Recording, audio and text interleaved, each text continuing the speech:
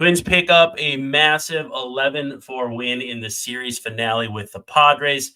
Now they're off on Thursday, so we're going to break all that down. We'll talk about the Padres series. We'll talk about August. We'll talk about a big name retiring in Major League Baseball. This is Locked On Twins.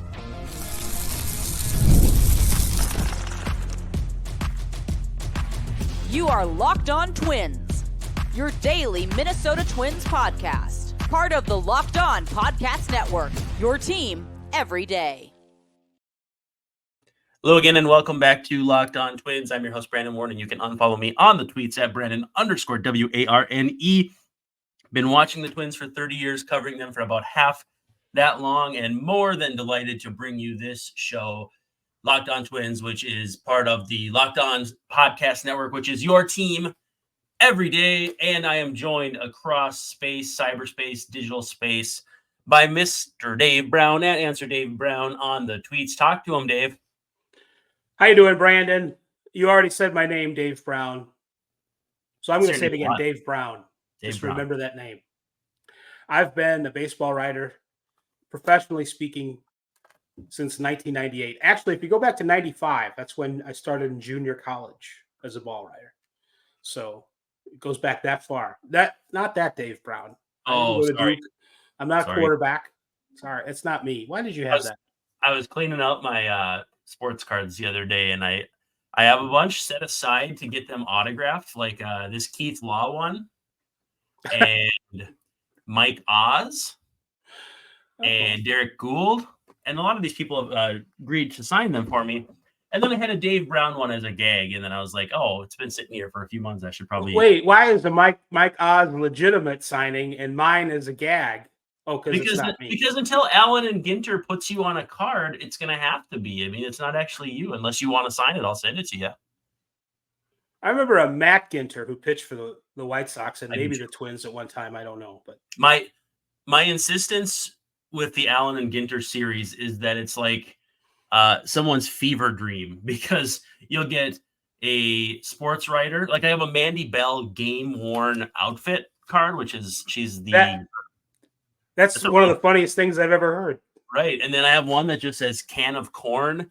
And then you'll get one that's like, good old day barbecuing. And I'm like, how did you decide that these all go on baseball cards? But hey, anyway, again, thanks for making Locked On Twins your first listen every day. You can find us wherever you get your podcasts, also on YouTube. And if you're watching on YouTube, you saw me flash that gorgeous, beautiful Dave Brown football card from your days back with the New York Giants in about 1993. Also, too, today's episode brought to you by GameTime. Download the GameTime app, create an account, and use code LOCKEDONMLB, and you'll get $20 off your first purchase. Terms apply, but check them out again. That's the GameTime app, and your code is LOCKEDONMLB. We also, Twins off on Thursday, but they'll open up a weekend set with the Cardinals on Friday, 7:10 p.m. Central. First pitch, you can get that on SiriusXM. Just download the SXM app and search Twins. It's going to be David Festa taking on Andre Palante. And again, 7:10 p.m. Central at Target Field. Now, I don't know if you remember, but do you recall who was supposed to start that game for the Cardinals before? Wasn't it Sonny Gray?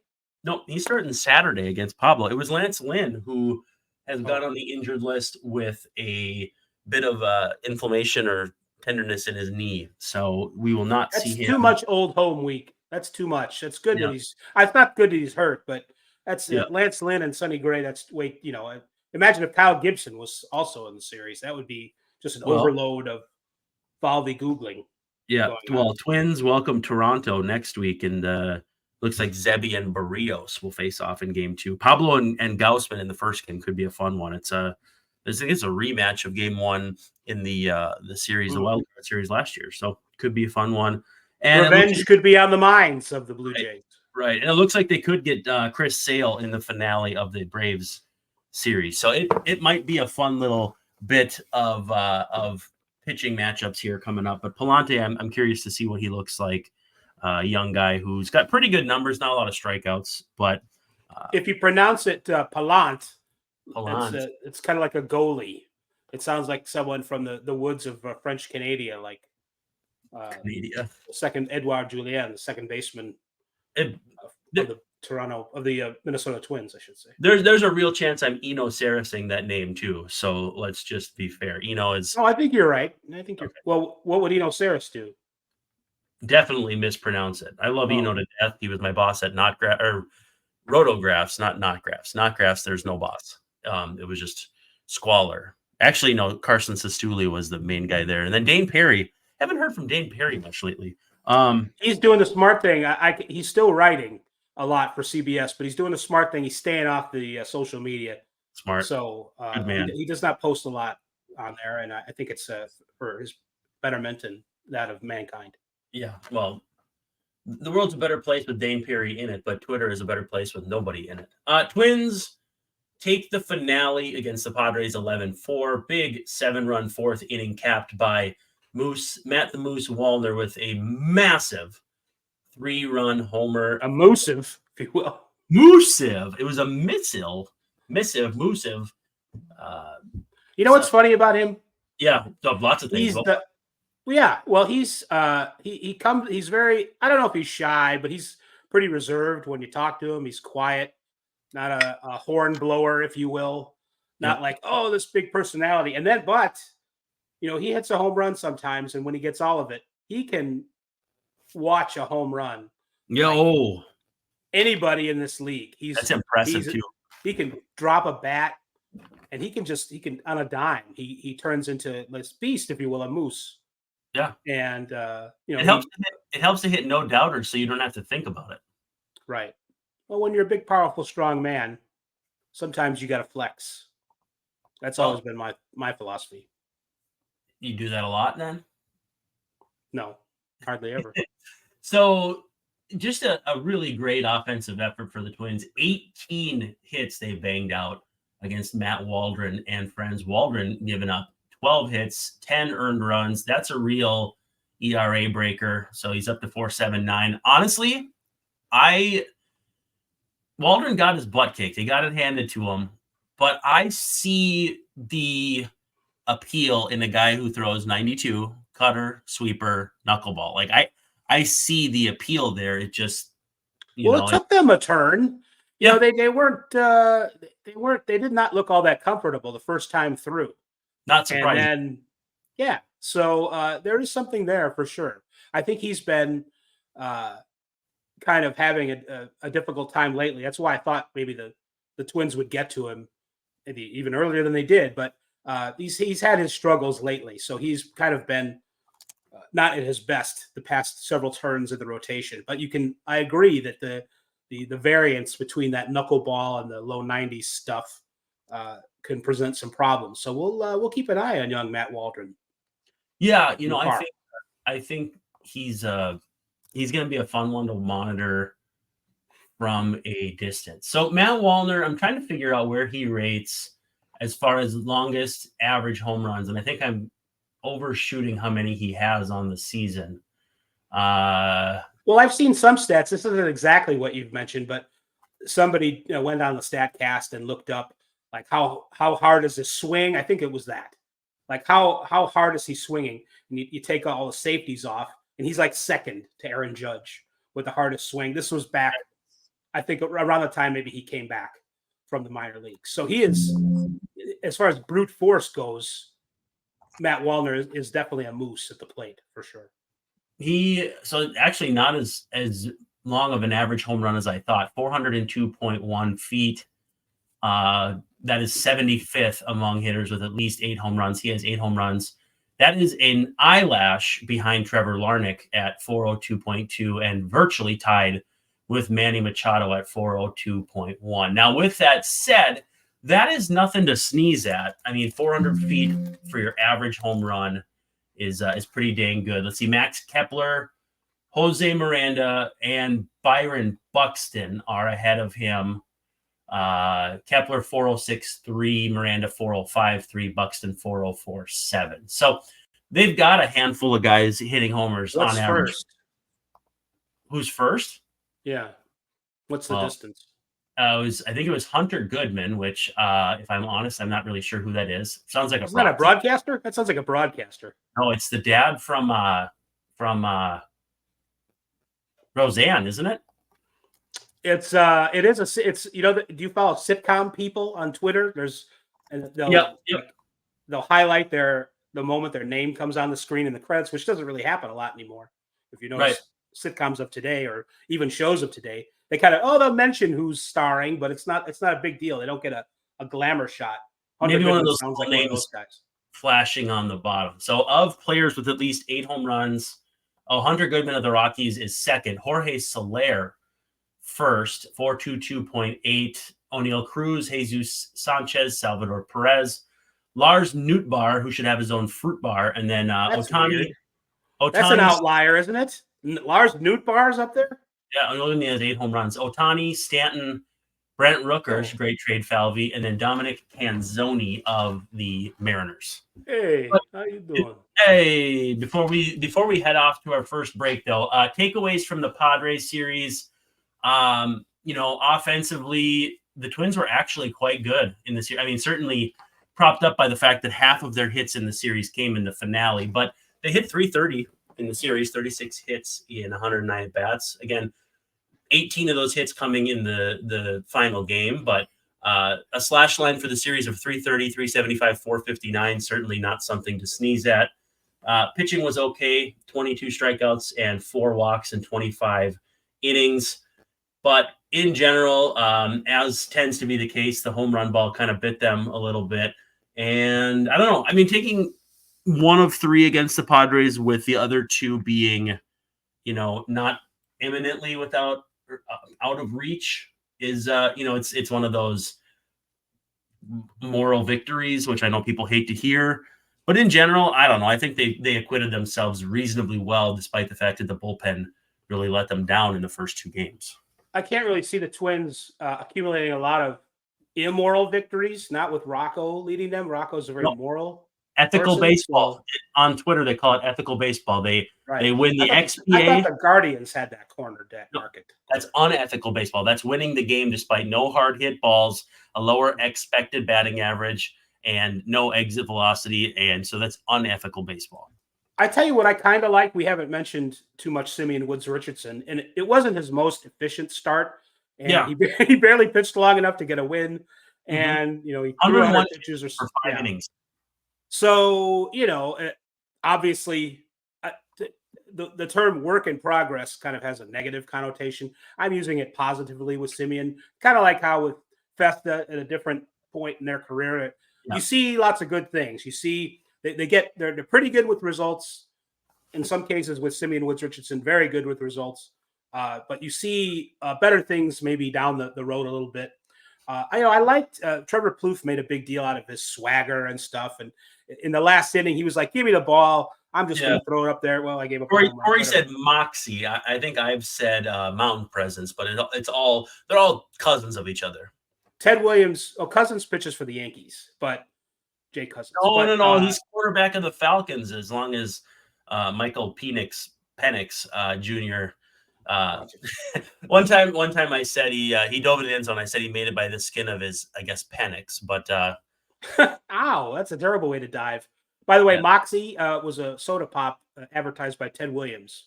Oh, look it up. It's good. It's good stuff. So use your Google while you're looking up Simeon Woods Richardson for maybe the last time the Twins had a starter with 20 plus starts and 100 plus innings with a sub-4 ERA among rookies. Maybe actually I'll look that up here after the break. But let's take that break. Too many things. I don't know. You're gonna have to do that search yourself. I've already lost. All right, we'll be right back. Yeah. We got some new friends at Tonal, Tonal. If you thrive on getting things done, like your workouts, every minute counts. And that's why you need Tonal, the smart strength training system that takes the guesswork out of working out so you can make sure you're making the most of every rep. It's the smartest and most effective strength training system that helps get you stronger. It's powered by AI, and Tonal learns with every rep so it can deliver workouts just for you. They're personalized, and it learns from your movement and provides suggested weight recommendations for every move with detailed progress reports. They even create personalized programs and workout suggestions or recommendations based on your individual goals. It's like having a personal trainer at home with you, as Tonal will optimize every workout just for you. And unlike traditional gym equipment, Tonal uses adaptive digital weight to advance your training techniques for From professional athletes to that mom of three, Tonal is trusted by thousands of people who have become their strongest. Right now, Tonal is offering our listeners $200 off your Tonal purchase with promo code LockedOnMLB. That's Tonal.com, Tonal, and use promo code LockedOnMLB, and you get $200 off your purchase. Tonal.com, promo code LockedOnMLB, and you'll get $200 off. All right. So I want to give some love to a few players who've had a really nice month of August. And I did see somebody point out that Austin Martin was at the forefront of their mind, hitting 326 with a 404 on base, 435 slug this month. Almost as many walks, 5 as strikeouts, 6. 3 doubles and 1 triple. You're always going to have questions about how he drives the baseball. That's kind of what's separating him from being a starting player in this league. In the series against the Padres, he went 5 for 10 with a couple doubles, 1283 OPS if you're scoring at home. And so among the players who you want to probably give their flowers for that month, I think Austin Martin is pretty close to the top of that list. I really have liked how he's played in general, even aside from his results. But you just mentioned the results, and they're really good. I did not look up a exit velocity on some of his hits, but he wrapped a couple of hard ones, pulled them inside the third base bag. I thought that was a great development.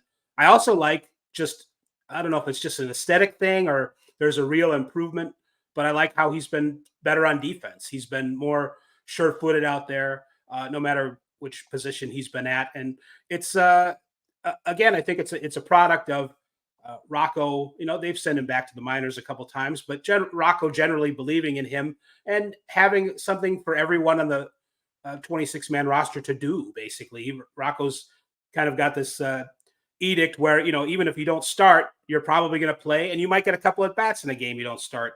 And right. Martin has embraced that, and I like how he's developing on the granular level. So the last Twins rookie to make at least 20 starts with a sub-4 ERA is actually a pretty easy one. It's Joe Ryan, 3.55 in 2022 with a 27 starts. But before that, all the way back in 2012, a certain lefty did it. Do you have any idea who? In 2012? Yeah. Is it a Kevin something? No, Scott Diamond. So Scott Diamond, that's right. Now, if you change it to 100 innings, nothing changes. So whether you want 20 starts or 100 innings, Joe Ryan in 2022, and then Scott Diamond before that. And then before that, this guy, Francisco Liriano, who came onto the scene in 2006 and should have won Rookie of the Year, but some jagweed named, I think, Justin Verlander won it that year. So, yeah, I wonder what he's up to. That's tough competition. Yeah, Scott Diamond never really did anything after that. Did he not? I don't remember him. Yeah, he was a Rule 5 guy, and I was so mad when they traded to keep him because they traded. Now, this is, of course, if I'm remembering correctly, Billy Bullock, who was a hard-throwing reliever at a time when the Twins didn't have any of those. And so I thought, I actually was driving in my car back from college, I think, and they had announced it on the radio, and I just about drove off the road. I'm like, why would you trade Billy Bullock for a left-handed thumber who doesn't have any stuff? And, this was the day and age where, I thought Joe Blanton would fix everything that was ailing this Twins team. Go get a guy with 8 strikeouts per 9, and that's, now that's nothing. But meanwhile, in the context of the time, it was good. Yeah. So hitting-wise, though, Twins hit 263, 326, 460 so far this month. Some of the standout performers: Byron Buxton, 1,065 OPS. But Ryan Jeffers, 993. Christian Vasquez, 971. Boy, I think they're powering up and bouncing off one and each other. And when one's strong, the other one's strong. Matt Wallner, 921. Edouard Julien ruling again at 904. Austin Martin, 839. And then Royce and Trevor Larnach both at 804. Let's see. Brooksley, 785. Farmer, 724. Santana, 721. Castro, 691, Kepler, 674, Miranda 663, Margot 600. So nobody under 600, which again 600 is pretty bad. But anybody stand out to you on there? I think the fact that Buxton was mashing before he got hurt is kind of a real downer. Right. And just looking at a recent Phil Miller story from maybe a couple days ago from the Star Tribune about how. By the way, did you see their newspaper change its name? What do you mean? It's the Minnesota Star Tribune now. It's not Minneapolis. Oh, I do see that. Yeah, that's an interesting California Angels bit of marketing change. I don't think Renee Latchman's going to be involved. Right, or Marcel. I probably had the wrong one. Yeah, Minneapolis is a little longer of a word than Minnesota, and I think you want to. Did there ever used to be a hyphen between the Star and the Tribune? Because I thought there was. I think there were separate papers. There was the Star and the Tribune. They hyphenated and then they unhyphenated. Well, at the same times in Chicago, it used to be the Chicago Sun. You know, then they. It's really a matter of do you want a hyphen or not? They went to Simeon Woods Richardson style where they weren't hyphen, like Jay-Z wasn't and then was or whatever. And but they want to be more of a statewide serving paper, I think is the well, I think that's evident and that's fine. Yeah. But I'm going to lose my point on Buxton, which was they think his hip injury is related to old scar tissue from a previous injury, and I just think that's just unfair. That should not happen to anybody. Yeah. That you should, once you have an injury, especially like a hip injury, elbow, pitchers, I can understand scar tissue, whatever. I don't think it's fair of human physiology to bring back scar tissue from a hip injury. Nobody even remembers it was 2022 when he had it. But so 2 years ago, come on. I don't want to hear that anymore. And I don't want to make it sound like I'm bashing Byron for having scar tissue. I just think it's one of those life is unfair kind of things, and I don't like it. Scar tissue that I wish you saw. Sarcastic Mr. Know-It-All. That's a old percentage in the. It's old. Google it. Before we head to our last break, we got a lot to get to here still. Hurry. What's that? Hurry. Bailey Ober with a really nice month, 2.52 ERA. He threw the team high 25 innings. I mean, I guess August isn't over yet, so I'm not trying to recap it. But yeah, really, there's 8 days left. Or SWR 3.43 with a 1.10 WHIP. Pablo 3.18 with a 1.35. Festa 2.03 with a 1.20. In general, not terrible. And even Trevor Richards, with as bad as that outing was, because he's got 10 strikeouts and 7 walks this month. In 9 innings, he's given up 3 earned runs. And interesting that some of that pitching has been decent, and the hitting's been okay too. And it hasn't been, typically in August when it's hot, it just runs, and it hasn't really. I think that's typical of around the league. That scoring is not as dynamic as rampant. Typically. Yes, rampant. They need to bring back Josh Binder, though. I'm convinced of that. No earned runs in his 7 innings, 8 strikeouts, 1 walk. Just a tremendous. You mentioned Ober. It should have been 26 innings instead of 25 because he should have gone back out there or should have stayed out there for another inning in that game, and maybe they would have won. Yeah, no kidding. Well, hey, let's take our last break. When we come back, Legend is retiring, and a friend of ours from the show early on has an update earlier on about his big quest. So we'll take this last break.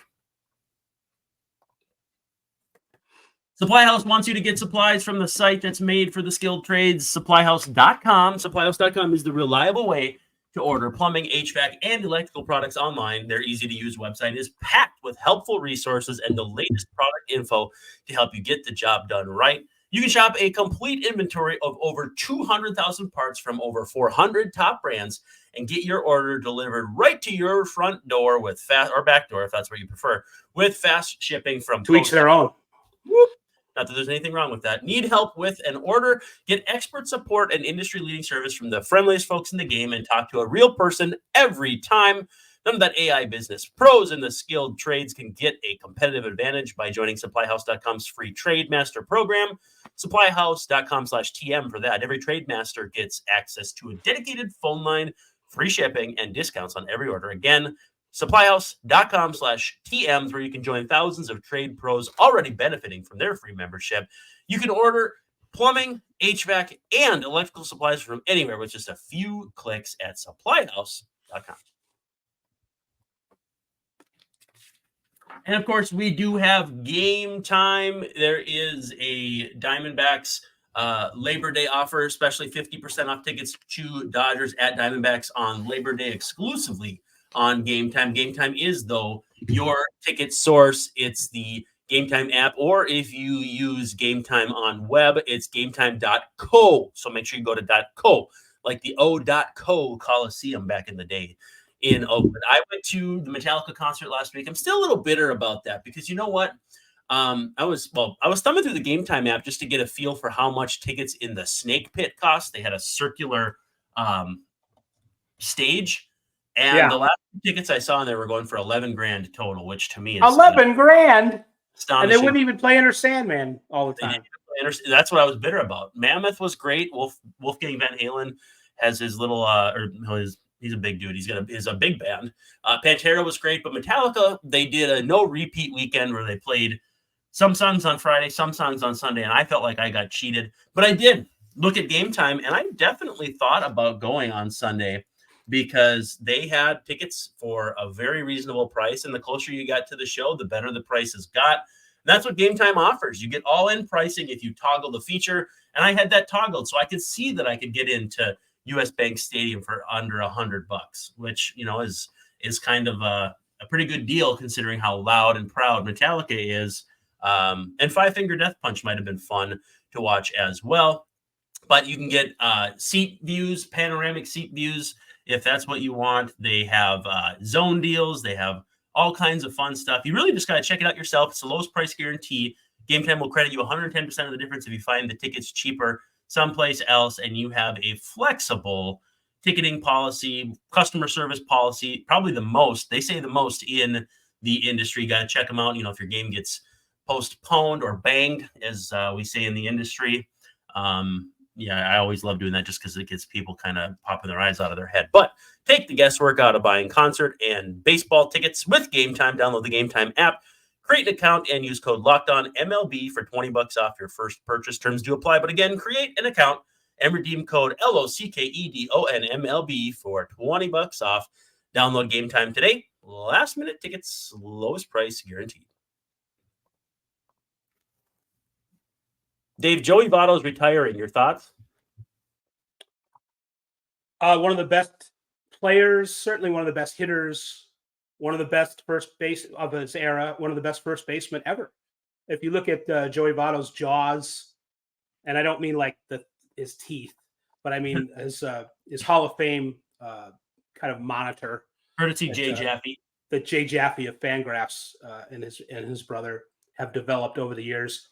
The 12th best first baseman of all time is Joey Votto. He's right there with Miguel Cabrera. It might be a surprise given the length of Cabrera's career and his home runs and all that stuff. And did you know my favorite Miguel Cabrera anecdote? No. He's one day older than Joe Mauer. Oh, right. I did. Anyway, back at it.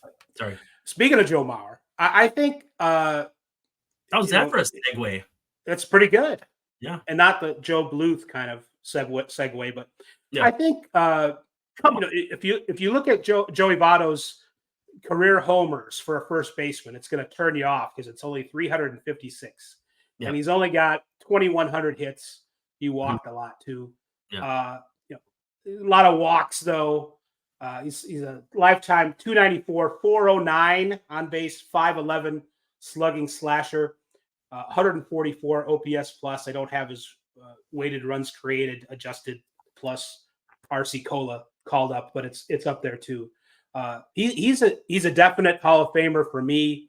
Yeah. And I think if you look at Joe Mauer's career and his Hall of Fame induction and how it went down in the first season, I think you'll probably get some takes out there that maybe Votto isn't a first ballot Hall of Famer, and it will depend on, of course, what the ballot looks like when he comes out on it.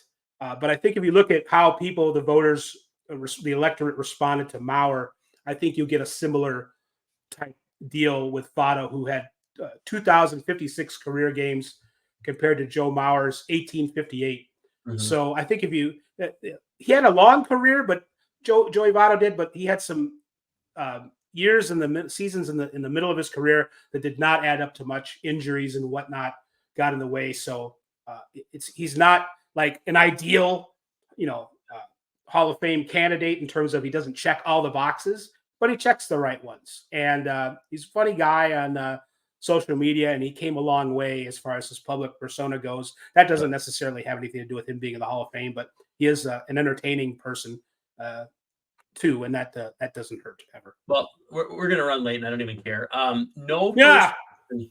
No first baseman who played 2,056 games or fewer reached safely more times than Joey Votto's 3,581. Now, Freddie Freeman's at 2,004 games, so he's 52 behind, and he is more than 200 times behind Votto reaching base safely. George Sisler is on that list. Will Clark, Sisler.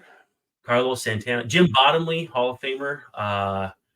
Let's see who else. Johnny Mize, Mark Teixeira, one of the best first basemen of his era. The Teixeira era. Dick Allen. Or sounds like you're having a rave party over there. Who does? I heard your phone buzzing, I think. You did? Oh, I got a text. Oh, yeah. Wow. I think that's why I got to put on the I had the do not disturb off. Sorry, people. These things happen. But anyway, a lot of for as much or as little as he played, none reached safely. So 8,746 plate appearances, so less than equal to 8,746. Again, nobody has reached base more among first basemen with as many plate appearances or fewer than he has. Keith Hernandez, Will Clark, Carlos Delgado. I mean, just a very impressive list. He's a Hall of Famer for me. I won't be voting for him because I won't have a vote by that time, no matter what. Anyway, Eitan Levine, our comedian friend. How's that for a transition? It's a funny. You had such a nice segue before, and this one was. This was like Tsuyoshi Nishioka turning a double play at Yankee Stadium in 2011. Right.